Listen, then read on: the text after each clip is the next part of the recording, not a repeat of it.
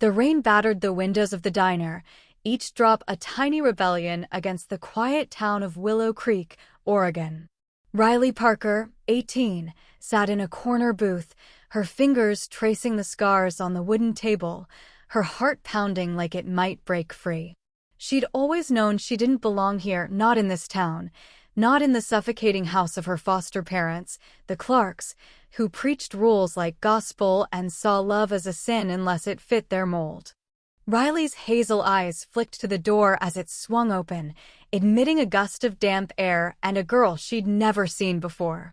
The stranger, with long black hair and a cautious grace, looked about Riley's age, maybe 18 or 19, and carried an air of quiet defiance that made Riley's breath catch. The girl Sam, as Riley would later learn, slid into the booth across from her, her green eyes scanning the diner like she was searching for something she'd lost. "You're new," Riley said, her voice rough from disuse, though her heart raced with a spark she hadn't felt in years. Sam's lips curved into a small, hesitant smile, and in that moment, Riley knew she'd do anything to see that smile again. But in Willow Creek, where eyes judged and whispers cut, love like theirs was a dangerous dream, one that could unravel everything Riley thought she knew about her past. The Clarks' house was a fortress of control. Margaret and Edward Clark, both in their late 50s, had fostered Riley since she was 12, after a string of homes that left her wary and guarded. Their rules were ironclad: no music, no friends, no questions. Church every Sunday, where sermons railed against deviant lifestyles.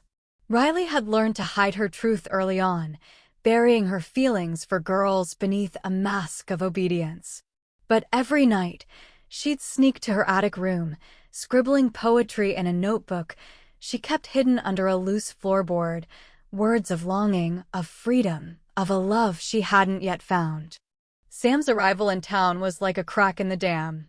She'd moved to Willow Creek with her aunt after some unspoken trouble in Seattle, her past a mystery that hung around her like a shadow.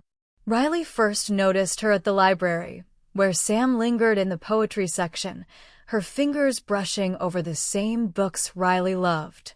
They'd exchanged shy glances, then shy words, until that rainy night in the diner when Sam sat down and said, "I saw you reading Plath. You get her, don't you?" Riley nodded, her throat tight. "She writes like she's tearing her heart out." Sam's eyes softened, and Riley felt exposed, like Sam could see the parts of her she'd locked away. They talked for hours about books, music, the ache of feeling out of place. Sam confessed she'd always felt different, never quite fitting into the boxes people tried to put her in. Riley wanted to tell her she felt the same, that she'd known she was a lesbian since she was 14, but the Clarks' warnings echoed in her mind: "Sin will find you out." Days turned into weeks, and their meetings became a lifeline. They'd steal moments at the diner, the park, or the old bridge by the river, where they could be invisible. Sam's laugh was a melody Riley wanted to memorize, and her touch, accidental brushes of fingers, lit fires Riley didn't know how to contain. But the Clarks were watching. Margaret's sharp eyes noticed Riley's late returns, her distracted demeanor. "You're slipping, Riley," she'd say, her voice cold. "We took you in to save you. Don't make us regret it." Riley's fear of discovery grew, but so did her need for Sam. One night, under the bridge's shadow, Sam leaned close, her breath warm against Riley's cheek. "I don't know what this is," Sam whispered, "but I feel it." "Do you?" Riley's heart screamed yes, but she froze, the weight of her foster parents' rules chaining her words. She nodded instead, her eyes burning with unshed tears. Sam's fingers grazed her hand, and for a moment, the world was just them. But secrets don't stay buried in small towns. A neighbor saw them by the river, their heads too close, their hands too near. By morning, whispers reached the Clarks. Edward's face was stone as he confronted Riley. "Who's this girl?" he demanded, his voice low but lethal. Riley lied, said Sam was just a friend, but the truth was a wildfire, and it was spreading. Riley's past was a puzzle with missing pieces. She'd been told her parents died in a car accident when she was 10, but the details were vague, the records sealed. The Clarks never spoke of it, only saying she was lucky they'd saved her from a life of sin. But as Riley's feelings for Sam deepened, so did her curiosity. Why had she been shuffled through so many homes? Why did the Clarks guard her so fiercely? One night, while the Clarks were at a church meeting, Riley crept into their study, her heart pounding. She found a locked drawer in Edward's desk, and with a paperclip and trembling hands, she pried it open. Inside was a file with her name, and a letter that changed everything. It wasn't from her parents, as she'd hoped, but from a woman named Clara, dated 6 years ago. "Riley is my daughter," it read. "I'm alive, but they won't let me see her. Please, if you find this, help her find me." Riley's world tilted. Her mother was alive. The Clarks had lied. And Sam was the only one she trusted to help her uncover the truth. But as she clutched the letter, headlights swept across the window. The Clarks were home. Riley shoved the letter back into the drawer, her hands shaking as she forced the lock shut. The Clarks' footsteps echoed in the hallway, heavy and deliberate, like the ticking of a bomb. She barely made it to her attic room before Margaret's voice sliced through the house. "Riley, come down here. Now." Her heart thundered as she descended the stairs, the letter's words burning in her mind. "Riley is my daughter." Who was Clara? Why had the Clarks hidden this? Margaret stood in the kitchen, her arms crossed, her gray eyes like steel. Edward loomed behind her, his Bible clutched like a weapon. "We heard about you and that girl," Margaret said, her voice low, venomous. "Sneaking around, shaming this family. What do you have to say?" Riley's throat closed. She wanted to scream that she wasn't ashamed, that Sam was the only thing that made sense in her fractured life. Instead, she muttered, "It's not what you think." But Margaret's lips curled, and Riley knew they'd already judged her guilty. "You're grounded," Edward said. "No diner, no library, no leaving this house until we fix this." The next week was a prison. Riley's phone was confiscated, her door locked at night. The Clarks doubled her chores, as if scrubbing floors could cleanse her of who she was. But her thoughts were with Sam and the letter. She needed to tell Sam, to see her, to figure out what Clara's words meant. Late one night, when the house was silent, Riley pried open her window and climbed down the trellis, her sneakers silent on the damp grass. She ran to the diner, hoping Sam would be there. The neon sign flickered, casting a soft glow over the empty booths. Sam wasn't there, but a note was taped to their usual table, "Meet me at the bridge." Riley's heart leapt. She sprinted through the rain-slick streets, her breath ragged, until she saw Sam leaning against the bridge's rusted railing, her hair damp and clinging to her face. "You came," Sam said, her voice soft but urgent. Riley wanted to collapse into her arms, but fear held her back. Instead, she blurted, "My mother's alive. I found a letter. The Clarks lied to me." Sam's eyes widened, and she stepped closer, her hand brushing Riley's arm. "Tell me everything," she said, and Riley did, about the letter, Clara, the Clarks' control. Sam listened, her gaze steady, and when Riley finished, Sam said, "We'll find her. Together." Their search began in secret. Sam had a laptop, a luxury Riley didn't have, and they met at the library after hours, using a key Sam had borrowed from her aunt's friend, the librarian. They scoured public records, social media, anything that might lead to Clara. The name Clara Parker yielded little, a few old articles about a woman in Portland, an artist who vanished after a scandal. Riley's pulse quickened. Could that be her? But the Clarks were closing in. Margaret started checking Riley's room, finding excuses to linger, her suspicion a suffocating weight. One night, she caught Riley sneaking back in, her clothes damp from the riverbank. "Where were you?" Margaret demanded, her voice sharp enough to cut. Riley lied about a walk, but Margaret's eyes narrowed. "You're hiding something. Don't think we won't find out." The pressure was unbearable, but Sam was Riley's anchor. Their meetings grew bolder, stolen kisses under the bridge, whispered promises in the dark. Sam admitted she was falling for Riley, that she'd never felt this way before. "I didn't know I could," she said, her voice trembling. Riley wanted to say she loved her, but the words caught, tangled in fear of what loving Sam could cost her. Then, a breakthrough. Sam found an old blog post mentioning Clara Parker, linked to a women's shelter in Portland. The post was vague, but it hinted at a woman escaping a restrictive community, maybe even one like Willow Creek. Riley's hope surged, but so did her dread. If the Clarks found out she was digging, they'd lock her away for good.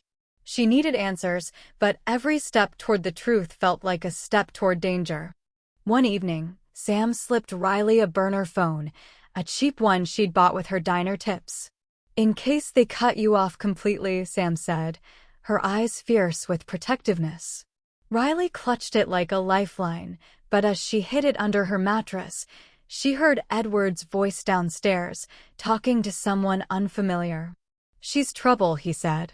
"We need to handle this before it goes too far." Riley's blood ran cold. Were they talking about her? Or Sam? The next day, Riley found a note in her locker at school, slipped through the slats. "Stop looking or you'll regret it." No signature, but the handwriting was sharp, deliberate, like Margaret's. Riley's hands shook as she showed it to Sam. "They know," she whispered. Sam's jaw tightened. "Then we move faster. We find Clara before they stop us." Riley's world was shrinking, the walls of the Clarks' house closing in like a vice. The note in her locker haunted her, its words looping in her mind. "Stop looking or you'll regret it." She and Sam had to be careful, but stopping wasn't an option, not when Clara's letter was the first thread connecting Riley to a past she'd been denied. They met at the bridge again, under a moonless sky, the river's murmur masking their whispers. Sam had found a phone number for the Portland shelter mentioned in the blog post. "It's a long shot," she said, her green eyes glinting with determination, "but it's something." Riley nodded, her heart a tangle of hope and fear. She dialed the number on the burner phone, her fingers trembling. A woman answered, her voice kind but guarded. "Clara Parker," she repeated. "I can't confirm names, but leave a message. I'll pass it along." Riley left a hesitant voicemail, her voice cracking as she said, "I'm Riley Parker. I think you're my mom. I just want to know you." She hung up, her chest tight, and Sam pulled her into a hug. For the first time, Riley let herself melt into Sam's warmth, her fears momentarily drowned out by the steady beat of Sam's heart. "What if she doesn't call back?" Riley whispered. Sam's arms tightened. "She will. And if she doesn't, we'll keep looking." Back at the Clarks, the tension was a live wire. Margaret's scrutiny was relentless. She checked Riley's bag, her pockets, even her shoes. Edward's sermons at dinner grew pointed, railing against worldly temptations while staring directly at Riley. She kept her head down, but her mind raced. The burner phone, hidden under her mattress, felt like a bomb waiting to go off. She texted Sam late at night, their message as a lifeline. "I'm scared, but I can't stop thinking about you." Sam's reply came instantly, "You're not alone. I'm here." Days passed with no call from the shelter. Riley's hope began to fray, but Sam refused to let her give up. They dug deeper, finding an old newspaper article about Clara Parker, an artist who'd been shunned by a conservative community in Oregon after coming out as a lesbian. The parallels to Riley's life were chilling. Had Clara been punished for the same love Riley felt for Sam? The article mentioned a gallery in Portland where Clara's work had been displayed. It was a lead, but Portland was 3 hours away, and Riley was under lock and key. Then, a miracle or a trap. The Clarks announced they were attending a church conference in Salem for the weekend, leaving Riley alone for 2 days. "Don't think about running off," Margaret warned, her eyes boring into Riley's. "We'll know." But Riley saw her chance. She called Sam, her voice urgent. "We can go to Portland. Find the gallery. Maybe Clara's there. Sam didn't hesitate. I'll borrow my aunt's car. We leave at dawn. The drive to Portland was a blur of nerves and stolen glances. Sam's hand rested on the gearshift, close enough for Riley to feel its warmth. They talked about everything: music, dreams, the lives they wanted beyond Willow Creek. Sam confessed she'd always felt drawn to girls, but never had the words for it until Riley. "You make me brave," she said, her voice soft. Riley's heart swelled, but fear lingered. What if Clara wasn't there?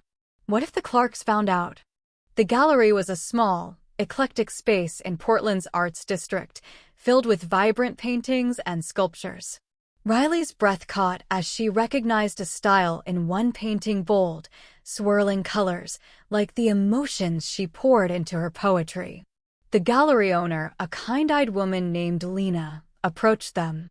"You're here for Clara's work?" she asked, her gaze lingering on Riley's face.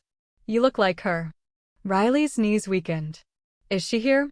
Lena's expression softened, but she shook her head. "Clara hasn't shown her work in years. She went through a lot. But I can give you an address." She scribbled it down, and Riley clutched the paper like a lifeline. The address was a women's shelter on the city's edge. They were close, so close. But as they left the gallery, Riley's burner phone buzzed. A text from an unknown number: "You were warned. Come home now." Riley's blood ran cold. Sam grabbed her hand. "They're bluffing," she said, but her voice wavered. Riley wanted to believe her, but the Clarks' reach felt endless. Still, she couldn't turn back. Not now. They drove to the shelter, a modest building with a faded sign. Riley's heart pounded as they approached the front desk. "I'm looking for Clara Parker," she said, her voice barely steady. The woman at the desk hesitated, then nodded. "Wait here." Minutes stretched like hours, and then a woman appeared, tall, with hazel eyes like Riley's, her face lined with years of pain but softened by hope. "Riley?" Clara's voice broke, and Riley's world shattered and rebuilt in an instant. They fell into each other's arms, tears mixing as they held on. Clara whispered, "I never stopped looking for you." But as Riley clung to her mother, Sam's phone buzzed. A message from her aunt: "The Clarks are back early. They know you're gone." Clara's arms were a haven Riley had never known, warm and fierce, like a promise kept after years of silence.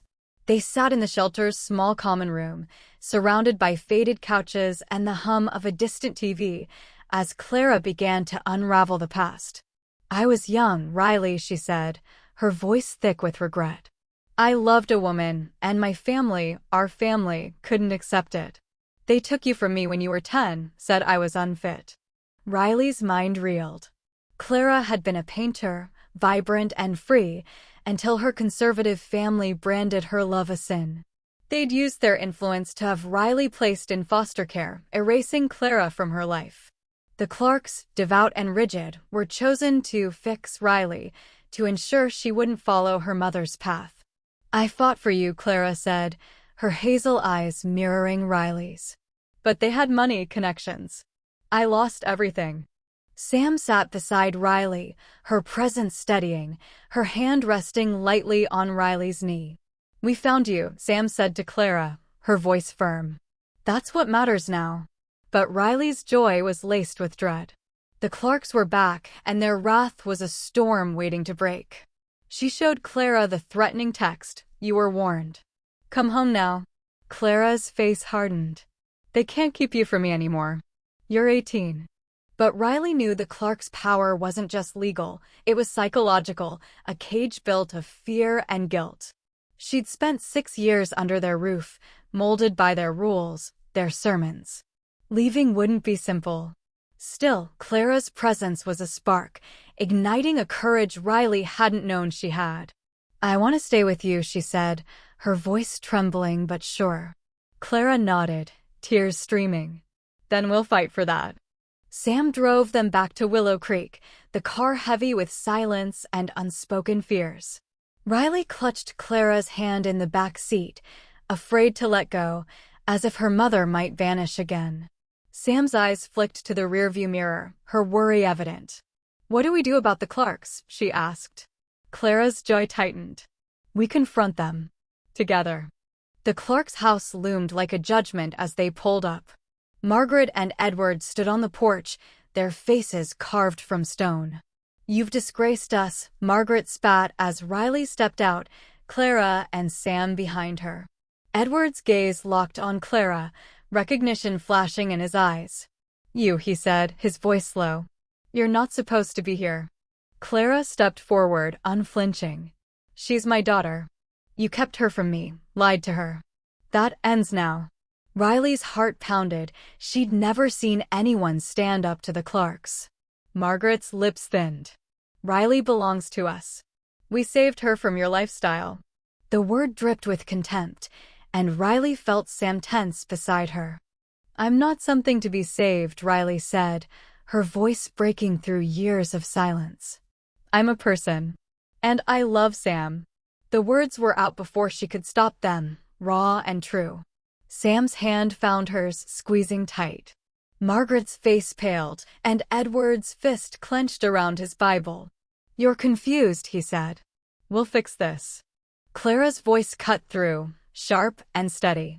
"You don't get to decide who she is. She's coming with me." But Edward's smile was cold. "She's still under our roof. The law's on our side until we say otherwise." Riley's stomach dropped. She was 18, but the Clarks' influence in Willow Creek ran deep: judges, sheriffs, church leaders. Leaving wouldn't be as simple as walking away. That night, Clara stayed at Sam's aunt's house, a small act of defiance against the Clarks' control. Riley, forced back into the Clarks' house, lay awake, the burner phone hidden under her pillow. Sam texted, "We'll figure this out. I love you." Riley's heart ached with the weight of those words, a promise she wanted to believe in but feared might break. The next day, the Clarks doubled down. They enrolled Riley in a church counseling program, a thinly veiled conversion therapy session led by a stern pastor who spoke of healing her. Riley sat through it, her jaw clenched, her mind on Sam and Clara. She needed a plan, but the Clarks were watching her every move. Margaret even searched her room again, narrowly missing the burner phone. Sam and Clara weren't idle. Sam's aunt, a no-nonsense woman named Diane, had connections in Portland's legal aid community. She helped Clara contact a lawyer who specialized in family reunification cases. The lawyer warned that the Clarks' influence could complicate things, but Clara's determination was fierce. "I lost her once," she told Sam. "I won't lose her again." Riley, meanwhile, found an ally in an unexpected place: Mrs. Larson, the school librarian. She'd seen Riley and Sam together, noticed their closeness, and quietly pulled Riley aside one day. "I know what it's like to hide who you are," she said, her voice low. "If you need help, I'm here." Mrs. Larson slipped Riley a key to the library's back door, a safe space to meet Sam and plan.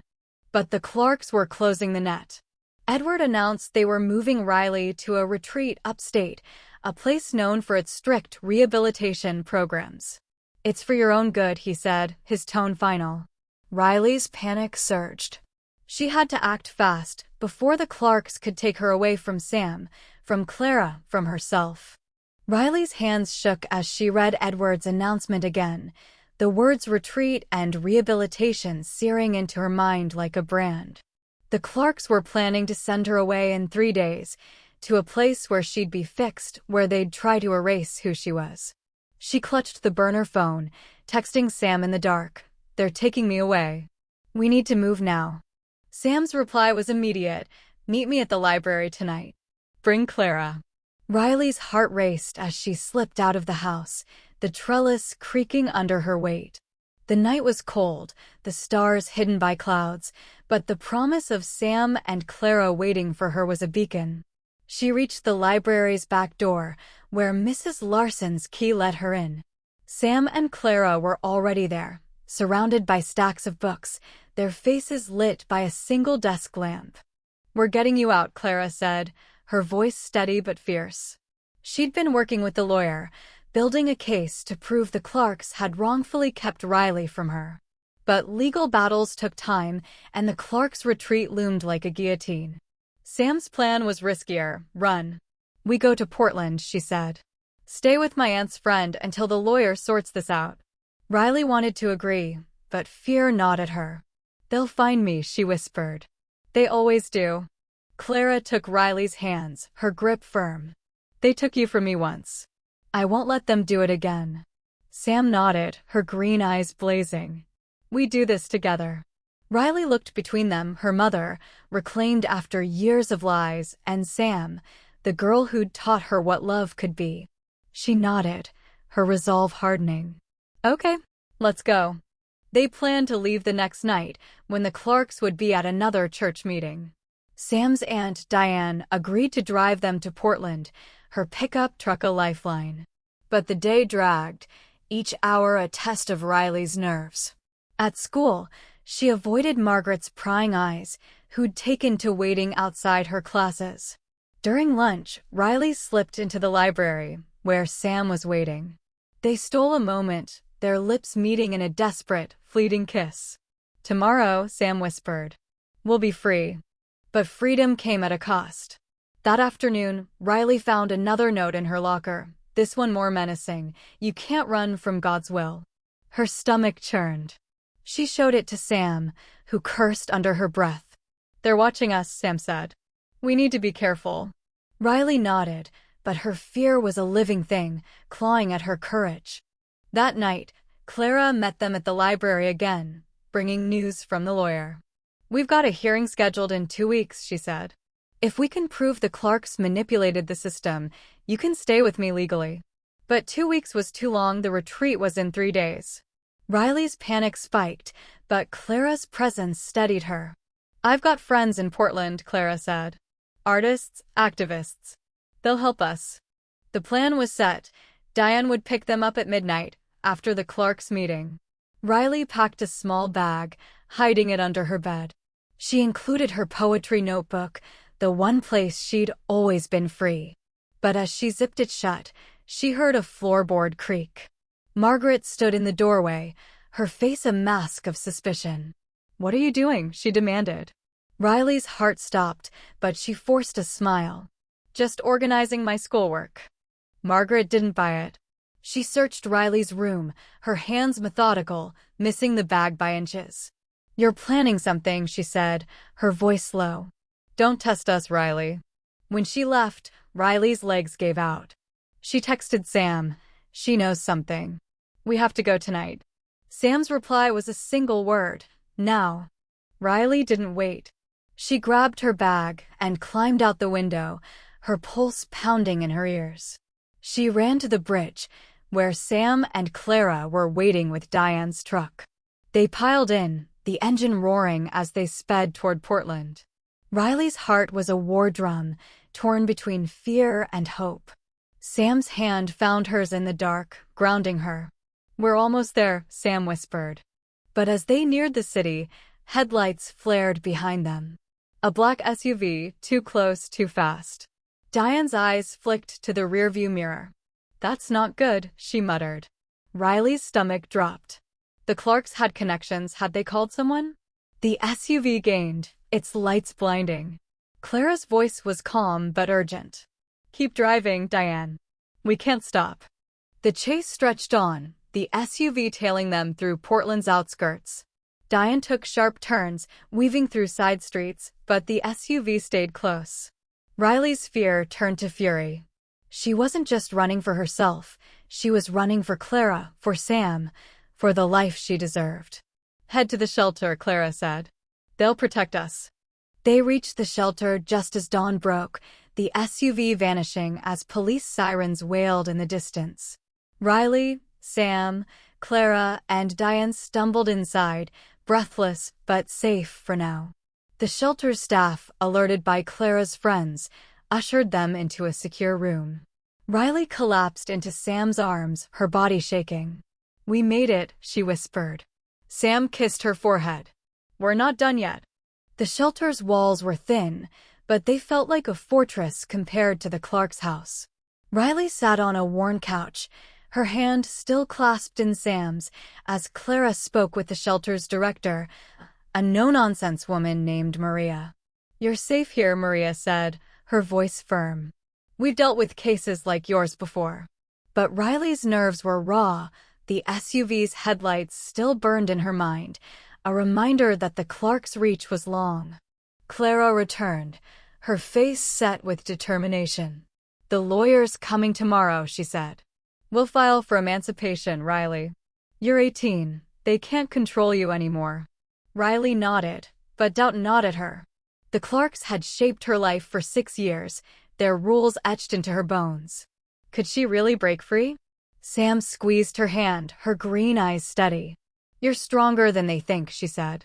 Riley wanted to believe her. That night, they stayed in a small room at the shelter, Riley and Sam sharing a narrow cot while Clara took the floor. Riley couldn't sleep, her mind racing with questions about Clara's past, the Clarks' lies, and the SUV that had chased them. Sam's arm draped over her, a quiet anchor. "What if they find us?" Riley whispered. Sam's lips brushed her ear. "Then we fight. Together." The next morning, the lawyer, a sharp-eyed woman named Ms. Torres, arrived with a stack of documents. She laid out the case. Clara's parental rights had been wrongfully terminated, based on falsified claims of neglect.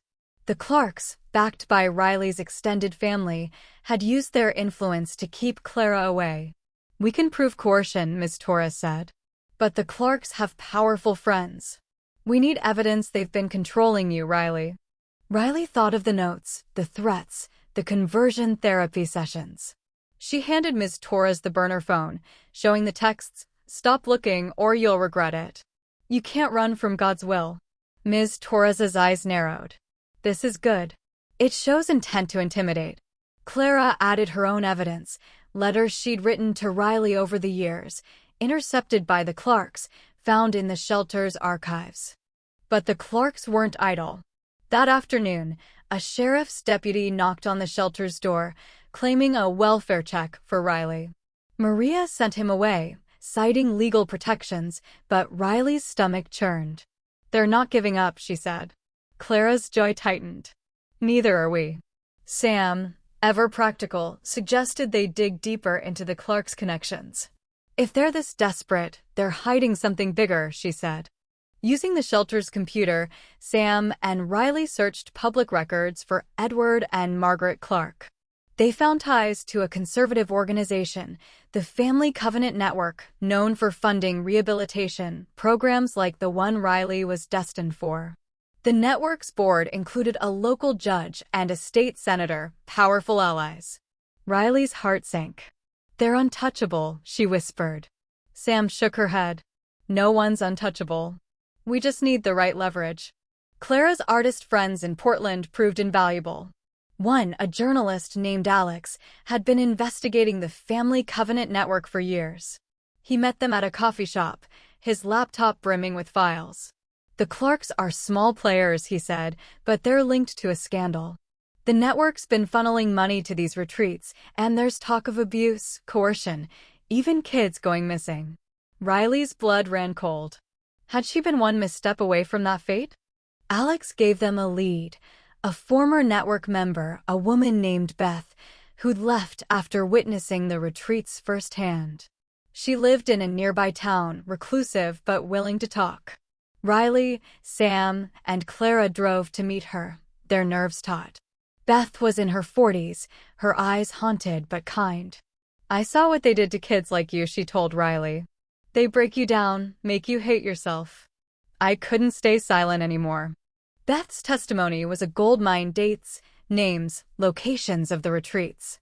She'd kept records, fearing retaliation. "The Clarks were enforcers," she said. "They targeted kids like you, Riley, because of who your mother was." Clara's face paled, but she nodded. "They wanted to erase me from her life," she said. Riley's anger flared. The Clarks hadn't just stolen her mother, they'd tried to steal her identity. Armed with Beth's records, Ms. Torres filed an emergency motion to block the Clarks' custody and expose their ties to the network. But the Clarks struck back. That night, The shelter received a call, a court order demanding Riley's return to Willow Creek for a hearing. "They're pulling strings," Miss Torres said, her voice grim. "We need to be ready." Riley felt trapped, but Sam's hand in hers was a reminder of what she was fighting for. "We're not losing you," Sam said, her voice fierce. Clara nodded, her eyes burning with a mother's love.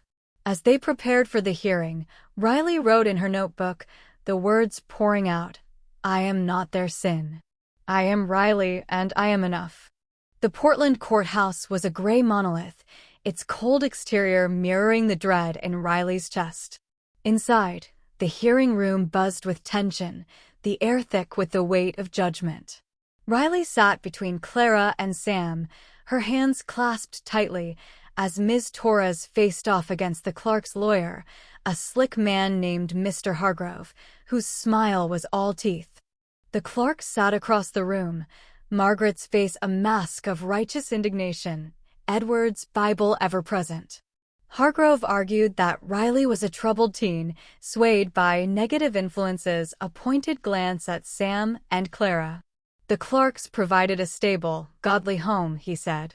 Riley's recent behavior proves she needs their guidance. Riley's stomach twisted. They were painting her as a problem, not a person. Ms. Torres countered with fire. She presented Beth's testimony, the threatening texts, and Clara's intercepted letters. The Clarks used coercion and deceit to keep Riley from her mother, she said. Their ties to the Family Covenant Network raised serious concerns about their motives. The judge, a stern woman named Judge Ellis, listened intently, her expression unreadable. Riley's hope flickered. She wanted to believe justice was possible, but the Clarks' influence loomed large. Sam squeezed Riley's hand under the table, a silent promise. Clara's presence was a shield, her hazel eyes fierce with determination. But when Margaret took the stand, her words cut deep. "Riley was lost when we took her in," she said, her voice dripping with false pity. "We gave her structure, faith. This lifestyle she's chasing will destroy her." Riley's face burned, but she held Sam's hand tighter, anchoring herself to the truth. The hearing stretched into hours, each testimony a battle. Beth's account of the network's retreats was damning, detailing psychological abuse masked as therapy. A social worker testified about the Clarks' history of fostering only to correct children deemed deviant. Clara's voice broke as she recounted losing Riley, her pain raw and undeniable. "I never stopped loving her," she said. "They stole my daughter." Riley was called to speak. Her knees trembled as she approached the stand, the room's eyes heavy on her. She looked at Sam, then Clara, and found her voice. "I'm not confused," she said, her words steady despite her fear. "I'm a lesbian. I love Sam. And I want to be with my mom. The Clarks tried to make me hate myself, but I'm done hiding." The room fell silent, and Sam's proud smile was a lifeline. Judge Ellis adjourned the hearing, promising a ruling within days. Riley, Sam, and Clara returned to the shelter, exhausted but hopeful. That night, they sat together, planning a future Riley could hardly imagine, one where she was free to love, to be herself. Sam traced circles on Riley's palm, whispering, "You were so brave today." Riley kissed her, soft and sure, letting herself believe in tomorrow. But the Clarks weren't done. The next morning, a local newspaper ran a story, likely planted by their allies, smearing Clara as an unfit mother and Riley as a troubled runaway. The shelter's phone rang with threats, and Maria tightened security. Riley's fear returned, but Clara's resolve was unshaken. "They're scared," she said. "That means we're winning." Ms. Torres uncovered more, financial records showing the Clarks received payments from the Family Covenant Network for each child they rehabilitated. It was enough to sway public opinion, and Alex, the journalist, published an exposé linking the network to broader abuses. The story went viral, and protests formed outside the network's offices. Riley watched, stunned, as strangers rallied for her freedom. 2 days later, Judge Ellis's ruling came. Riley was granted emancipation, and the Clarks' foster license was under review. Clara's parental rights were reinstated, pending final paperwork. Riley collapsed into her mother's arms, sobbing with relief. Sam joined them, her laughter mixing with tears. "We did it," she said, and Riley nodded, her heart full. But victory was bittersweet. The Clarks vanished from Willow Creek, their house dark and empty. Rumors swirled that they'd fled to avoid scrutiny. Riley felt a pang of pity. They'd been trapped by their own beliefs, just as they'd tried to trap her. But she pushed it aside. She had Clara, Sam, and a future to build. They moved into a small apartment in Portland, funded by Clara's artist friends until she could sell her paintings again. Riley enrolled in community college, studying poetry, her words no longer hidden. Sam, working at a local bookstore, dreamed of opening her own one day. Their love grew in the quiet moments, cooking together, reading by the window, kissing under the stars. The Portland apartment was small, its walls papered with peeling paint, but to Riley, it was a palace. For the first time, she woke up without fear, the morning light filtering through curtains Clara had sewn from old fabric scraps.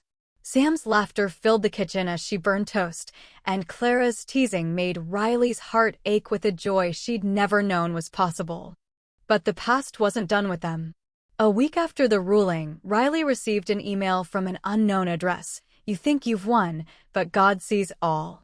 No signature, but the tone was unmistakably Margaret's. Riley showed it to Clara and Sam, her hands trembling. "They're gone," Sam said, her voice firm. "They can't touch you now." Clara nodded, but her eyes were wary. "We stay vigilant," she said. "Just in case." Riley threw herself into her new life, determined to outrun the Clarks' shadow. She and Sam attended a local LGBTQ support group, where Riley found words for the feelings she'd buried: pride, love, resilience. The group's leader, a trans woman named Jada, became a mentor, encouraging Riley to share her poetry at open mic nights. Her first reading, a poem about Sam's smile and Clara's strength, left the room in tears. Sam kissed her afterward, whispering, "You're my poet." Clara's art flourished, her paintings vibrant with the freedom she'd reclaimed. She and Riley spent evenings talking, piecing together the years they'd lost. Clara shared stories of her own youth, falling in love with a woman named Elise, defying her family, losing Riley to their cruelty. "I painted you every day," Clara said, showing Riley a canvas of a girl with hazel eyes, standing in a field of wildflowers. Riley's throat tightened. "I'm here now," she said. But the Clarks' influence lingered in subtle ways. Riley flinched at loud knocks, expecting Margaret's cold stare. Nightmares woke her, visions of the retreat, of losing Sam. Sam was her rock, holding her through the panic, reminding her she was safe. "You're not alone anymore," Sam said, her voice a promise. Riley clung to it, writing poetry to process the pain, each word a step toward healing. Alex's exposé had sparked a broader investigation into the Family Covenant network. News reports revealed more victims, kids sent to retreats, families torn apart. Riley agreed to speak to a reporter, her story anonymized but powerful. "I was told my love was wrong," she said. "But love saved me." The article spread, and messages poured in from others who'd escaped similar fates. Riley felt a purpose growing to help others, to speak her truth. One day, a package arrived at the apartment, no return address. Inside was Riley's old poetry notebook, the one she'd left at the Clarks' house. A note was tucked inside, in Margaret's handwriting. "I pray you find peace." Riley stared at it, torn between anger and pity. Had Margaret softened, or was this another manipulation? She burned the note, but kept the notebook, its pages a reminder of her resilience. Sam's dream of a bookstore took shape. She and Riley scouted locations, dreaming of a space for queer kids to find stories like theirs. Clara offered to paint a mural for it, vibrant and bold. They named it Wildflower Books after Clara's painting of Riley. The planning kept them grounded, a shared goal in a world that still felt unsteady. But the Clarks' absence nagged at Riley. Where had they gone? Were they watching? She confided in Jada, who suggested therapy to process the trauma. Riley hesitated but agreed, starting sessions with a counselor who understood her journey. It was hard reliving the Clarks' control, the fear of the retreat, but it helped her reclaim her voice. One evening, as Riley and Sam walked home from the support group, Sam stopped under a streetlight, her green eyes glowing. "I want to build a life with you," she said, her voice raw. "No matter what comes." Riley's heart swelled, and she kissed Sam, the world fading to just them. "I want that too," she whispered. For the first time, she believed it was possible. Clara's lawyer called with final news. The Clarks' foster license was revoked, and the Family Covenant Network was under federal scrutiny. Riley felt a weight lift, but not entirely. Freedom was hers, but the scars remained. She wrote a new poem that night, about love as defiance, about roots growing through cracks in stone. Sam read it and cried, pulling Riley close. "We're the roots," she said. "Unbreakable." Spring arrived in Portland, painting the city in blooms and possibility. Riley stood in the empty space that would become Wildflower Books, her heart racing with a mix of nerves and excitement. The walls were bare, but Clara's mural was taking shape, a vibrant cascade of wildflowers, with two figures holding hands, their silhouettes unmistakably Riley and Sam. "It's us," Sam said, her voice soft with awe, and Riley kissed her, feeling like she could finally breathe. Their life was far from perfect, but it was theirs. Riley's therapy sessions helped her untangle the Clarks' hold, though some fears lingered like shadows. She still checked her email warily, half expecting another cryptic message, but none came. The Clarks had vanished, their influence crumbling under the weight of the investigation. Riley wanted to believe they were gone for good, but she learned to trust her instincts. Clara's art career was blooming, her paintings selling at local galleries.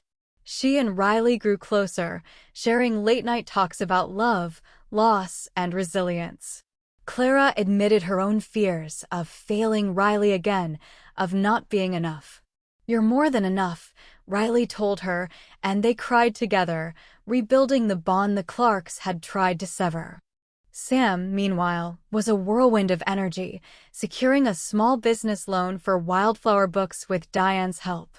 Riley helped her plan the store's layout, imagining shelves filled with queer stories, poetry, and art. They hosted a fundraiser at the support group, where Jada rallied the community.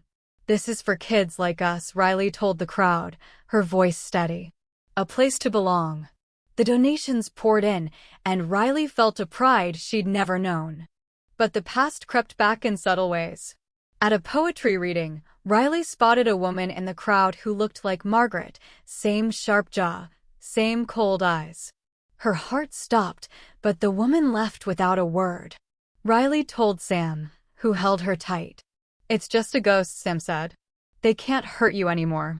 Riley nodded, but she wasn't sure. The Clarks had shaped her fear, and shaking it off wasn't simple. One day, Ms. Torres called with news. The Family Covenant Network's leaders were indicted, and the Clarks were named as accomplices. They'd fled to a rural compound in Idaho, part of a splinter group. "They're out of reach for now," Ms. Torres said, "but they're not coming back." Riley felt a strange mix of relief and unease. She didn't want revenge, just peace. Wildflower Books opened on a sunny June day, the mural glowing under fairy lights. The community showed up: Jada, Alex, Diane, and dozens of queer kids who'd heard Riley's story. Clara gave a speech, her voice breaking as she thanked Riley and Sam for giving her a second chance at family. Riley read a poem, her words raw and hopeful, about love as a rebellion, about roots finding light. Sam stood beside her, her hand in Riley's, her smile brighter than the sun. That night, they celebrated in the bookstore, music playing softly as friends danced and laughed. Riley pulled Sam to a quiet corner, her heart full. "I didn't think I could have this," she said, her voice trembling. Sam cupped her face, kissing her gently. "You deserve every bit of it," she said. Riley believed her, for the first time without doubt. But as they locked up the store, a letter was taped to the door, addressed to Riley. Her hands shook as she opened it. Inside was a single line in Margaret's handwriting, "You'll always be ours." Sam tore it up, her face fierce. "They're nothing," she said. "Just words." But Riley's sleep was restless, the note a splinter in her mind. She told Clara the next day, and Clara's face darkened. "They're trying to scare you," she said. "But you're stronger than their fear." Clara contacted Ms. Torres, who promised to alert the authorities.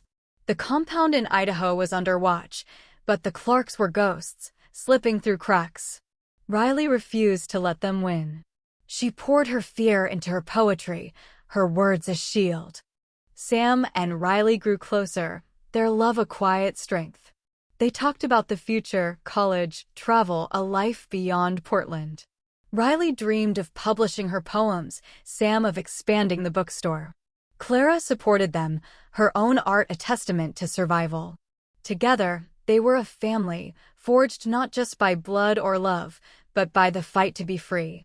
The summer sun hung low over Portland, casting golden light through Wildflower Books' windows. Riley stood behind the counter, ringing up a customer, a young girl clutching a queer YA novel, her eyes bright with recognition. Riley smiled, seeing herself in the girl's quiet hope. The bookstore had become a haven, not just for Riley and Sam, but for every kid who'd ever felt out of place. The Clarks' final note lingered in Riley's mind, but she refused to let it define her. Therapy helped her name the fear, to see it as a scar, not a chain. She wrote about it, her poetry sharper, bolder, each line a defiance of the past. Clara framed one of her poems, hanging it beside the mural, "I am not your sin. I am the roots that break the stone." Clara's art career soared, her paintings featured in a citywide exhibit. At the opening, Riley and Sam stood hand in hand, watching Clara shine. "She's unstoppable," Sam whispered, and Riley nodded, pride swelling. Clara had fought for her, and now Riley was fighting for herself, through words, through love, through living unapologetically. The Family Covenant Network collapsed under the weight of indictments, its retreats shut down, its leaders exposed. The Clarks remained in hiding, their compound raided but empty. Riley didn't care where they were. They'd lost their power over her the moment she chose to love Sam, to reclaim Clara, to be herself. Still, she kept the burner phone, just in case, its screen a reminder of how far she'd come. Wildflower Books thrived, its shelves stocked with stories of resilience and joy. Riley and Sam hosted weekly poetry nights, where queer kids shared their truths. Jada became a regular, her laughter filling the space. Diane, now a surrogate aunt to Riley, brought homemade cookies, her gruff warmth a constant. Alex's articles kept the pressure on, ensuring the network's victims weren't forgotten. One evening, as Riley and Sam closed the store, a girl approached them, shy, maybe 16, her eyes starting nervously. "I read your story," she said to Riley. "It helped me come out to my mom." Riley's throat tightened. She hugged the girl, whispering, "You're enough, just as you are." Sam squeezed Riley's shoulder, her pride palpable. They were making a difference, one story at a time. That night, Riley sat on the apartment's fire escape, her notebook open, Sam beside her. The city hummed below, alive with possibility. Riley wrote a poem about roots and wings, about love that defied cages. Sam read it, her eyes shining. "Marry me," she said, half joking, half serious. Riley laughed, kissing her deeply. "Someday," she said, "and meant it." Clara joined them, bringing mugs of tea. They talked about the future, Riley's college plans, Sam's bookstore dreams, Clara's next exhibit. The past wasn't gone, but it was no longer a weight. Riley had found her family, her voice, her truth. The Clarks had tried to break her, but they'd only made her stronger. As the stars emerged, Riley looked at Sam and Clara, her heart full. She'd been told her love was wrong, her past a secret to be buried. But love had uncovered the truth, and the truth had set her free. She closed her notebook, the final lines of her poem echoing in her mind. I am not your sin. I am the light that finds the cracks, the roots that break the stone, the love that builds a home. The Clark's shadow might linger, but Riley was no longer afraid. She had Sam's hand, Clara's love, and a community that saw her. She was Riley Parker, lesbian, poet, daughter, lover, and she was enough.